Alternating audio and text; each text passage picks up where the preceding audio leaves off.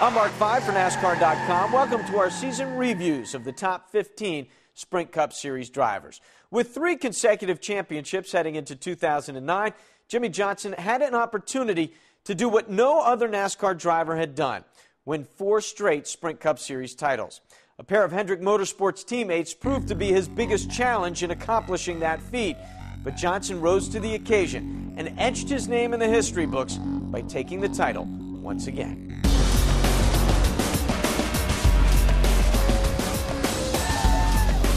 In just the 6th race of the season, Jimmie Johnson battled Denny Hamlin for the win at Martinsville. Johnson used the chrome horn to take the lead with less than 20 laps remaining. There he goes. In, Mike. There he goes. Turn 3. Gets sideways. They both go up the racetrack. Boy, Johnson used a little hustle and a lot of muscle to get past Denny Hamlin. Johnson's 6th victory at the short track helped commemorate a landmark moment in team history. Jimmie Johnson wins at Martinsville on the 25th anniversary of Hendrick Motorsports' first win. After leading 295 of the first 374 laps in Dover, a slow pit stop dropped Johnson to 8th place for the final restart. Using 4 fresh tires, he meticulously worked his way back to the front. After battling Tony Stewart for 6 laps, Johnson took the lead with 2 to go and held on for the win. Jimmie Johnson and the Cobalt Tools Lowe's Chevrolet come off turn 4 and score their 4th win at Dover, their 2nd win of 2009. Late in the Allstate 400, Johnson powered by teammate Mark Martin on the outside to take the lead. A lead he would not relinquish, becoming the first NASCAR driver to ever win back-to-back races at the Brickyard. 3-time NASCAR Sprint Cup champion Jimmie Johnson becomes a 3-time winner at the Brickyard 400. Johnson began his chase for history with a 4th-place finish at Loudon, but turned up the heat with a rock-solid performance at the Monster Mile, leading the most laps. With his win, Johnson completed the season sweep at Dover, the 2nd time in his career he has pulled that feat off at the track. Fontana, Johnson's home track and one of the strongest for the 48 team, was a new addition to the chase this season.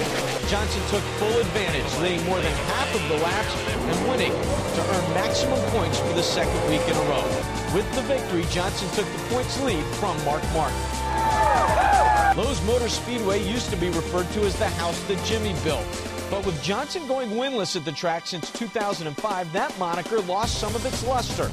By winning the pole, leading the most laps, and taking the checkered flag after a spirited battle with teammate Jeff Gordon, Johnson proved he is still one of the best at the mile-and-a-half speedway. Oh, good job, dude. Perfect weekend, dude. Unbelievable, boys. The return to Martinsville was deja vu for the 48 team as they had to battle Denny Hamlin for the win. But this time, Jimmie Johnson took backseat to the Virginia native.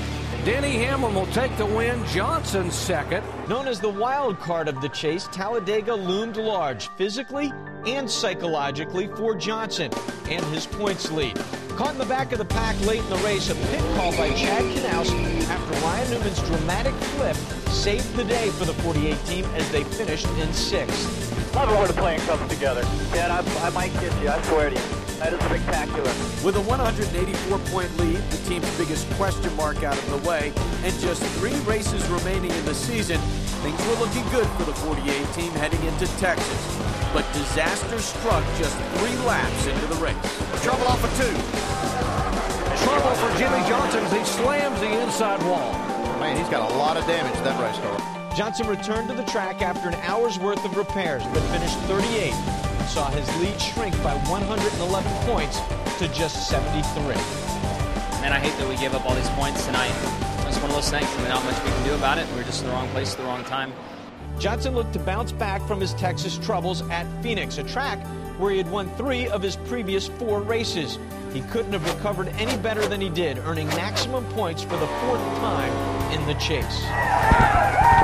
In the season finale, Johnson needed to finish 25th or better to clinch the championship.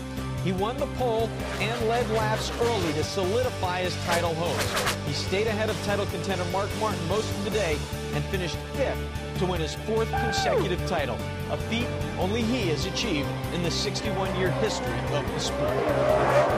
To do something that's never done in the sport, and love the sport like I do, and to respect it like I do, and the greats with Petty, Earnhardt, Gordon, to do something they have never done is so awesome.